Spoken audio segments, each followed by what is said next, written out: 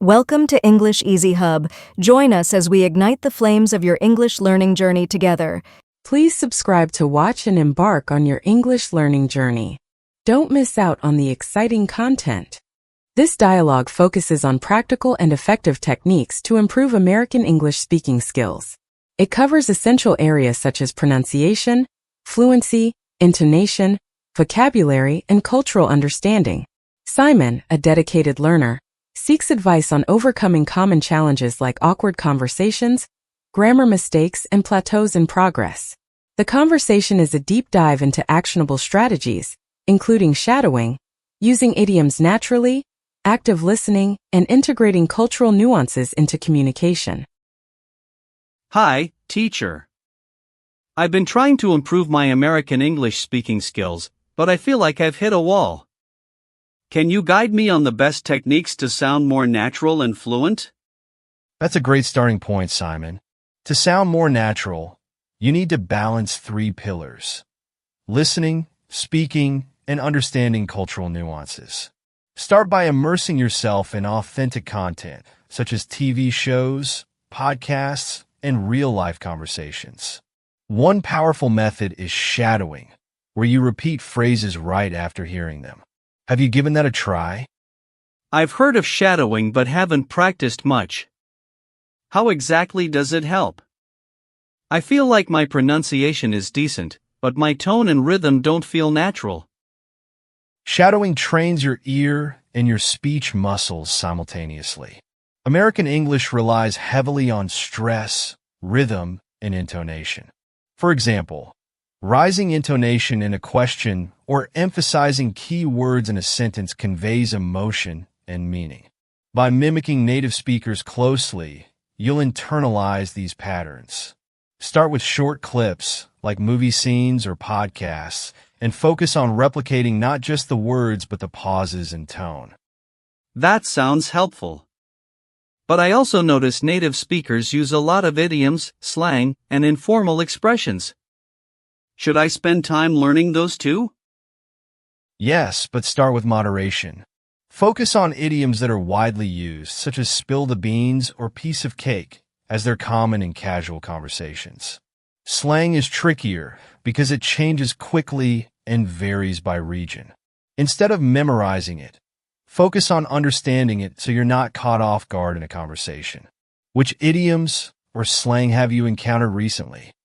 I've heard phrases like on the ball and keep it real, but I don't feel confident using them. How do I practice without sounding forced? Good question. Practice them in low-pressure environments. Use them when chatting with friends or in writing exercises. For instance, if someone asks about your progress, you could say, "I'm trying to stay on the ball with my practice." It's all about weaving them into natural contexts. That makes sense. Speaking of conversations, I sometimes struggle to start or sustain them, especially with strangers. Any advice on improving that? Absolutely. Starting a conversation often requires observation and curiosity. If you're in a cafe, you could comment, "The coffee here is amazing." Have you tried it before? To sustain conversations, focus on active listening. Acknowledge what the other person says and respond with questions or related comments. Conversations are like tennis. You volley back and forth to keep it engaging. That's a great metaphor.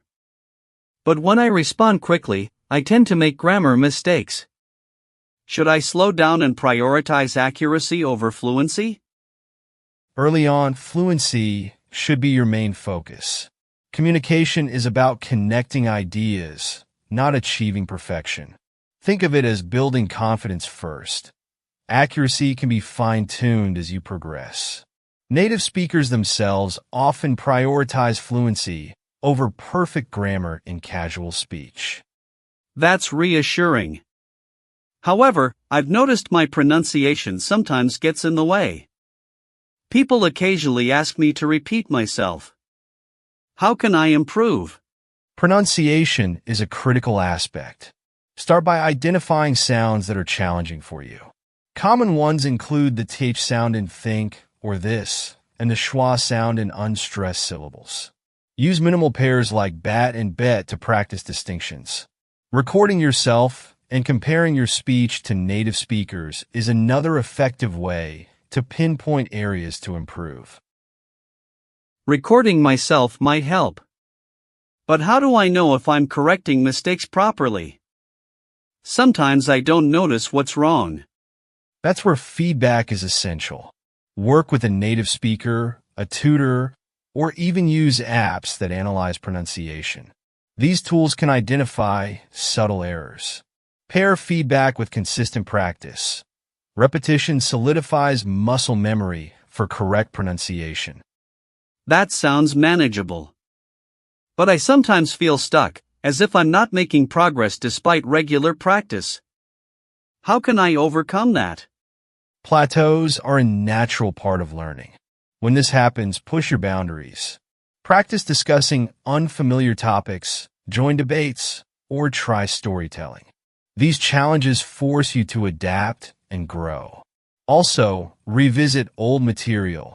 You'll be surprised at how much easier it feels, which reinforces your progress. I hadn't thought about revisiting old material. That's a great idea. On another note, how important is understanding culture in improving my American English? It's vital. Language and culture are deeply connected. For example, Americans often use small talk to build rapport, like discussing the weather or sports. Understanding these cultural norms helps you engage naturally. Pay attention to transitions in conversations, humor, and even gestures. They all add layers to communication. I think I've overlooked small talk. I usually avoid it because it feels superficial, but I guess it's important. How can I practice it? Start small.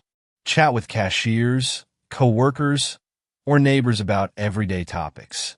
For example, say, "Looks like it might rain today," or "This store has great holiday decorations." These short exchanges build confidence and make small talk feel more natural over time. That's a good approach. I've also been wondering, how do I stay motivated? Progress feels slow, and it's easy to get discouraged. Motivation comes from setting achievable goals and celebrating small wins. For example, mastering a new phrase or holding a short conversation is worth celebrating. Also, tie your practice to things you enjoy. If you love sports, watch games with American commentators or join fan discussions. Make learning fun and meaningful. That's great advice. I'll focus on what excites me, like sports. Thank you so much for these insights. You're welcome, Simon. Remember, language learning is a journey. Embrace the challenges, celebrate your progress, and stay consistent. Mistakes are stepping stones, not setbacks. Keep practicing, and you'll continue to grow. I'm here whenever you need guidance. In conclusion, mastering American English requires a balanced approach combining consistent practice, cultural awareness, and feedback. Key takeaways include prioritizing fluency over perfection, leveraging shadowing to improve rhythm and tone, and embracing small talk to build confidence. Progress may feel slow, but setting achievable goals and enjoying the learning process are vital to staying motivated. This dialogue serves as a comprehensive guide for learners to refine their skills, connect more authentically in conversations, and build a strong foundation for continuous growth. Thanks for watching. Remember to subscribe, like, comment, and share to keep the English learning journey alive.